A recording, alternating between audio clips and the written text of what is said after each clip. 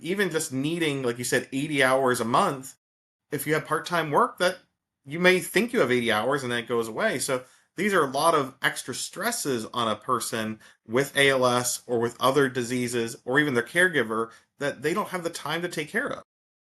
I am glad you brought up the caregiver in this calculation because it is oftentimes they who are actually most worried about because Hmm. to be a familial caregiver is, as we know, it takes up most of one's time to take care of or be the sole caretaker of an individual with ALS, especially an individual who has progressed further. And so they are not going to be able to be working 80 hours a month. Familial caregivers, they're not volunteering, they're not seeking education at the same time. They're doing everything they can to support their family member.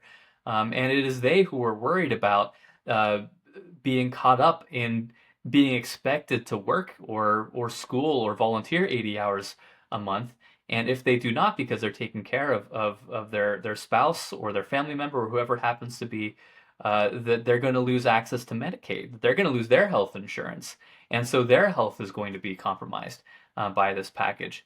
But to your point, this has already been tested in Arkansas and in Georgia over the course of the last 5 years, two states that have instituted work requirements.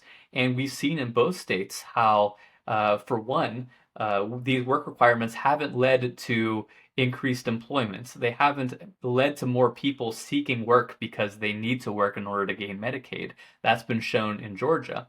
And what we saw in Arkansas is that there were tens of thousands of people who lost access to Medicaid for procedural reasons, not because they didn't qualify, not because they didn't meet the work requirement bar that Arkansas had set for them, but because the paperwork wasn't correct, that they missed a deadline, they filled out the wrong maiden name, they checked the wrong box, the mail went to the wrong address, the got lost in the mail, whatever it happened to be, that they lost access to their health care and they lost it for a long time. They didn't quickly get it back for procedural reasons. And this is why we're so oppositional to these work requirements, not because we don't believe people should be working. Yeah, people should work if they can work, but it's because what we've seen that these are paperwork requirements. These aren't work requirements. These are procedural ways in which people are kicked off the rolls that should have access to their health care.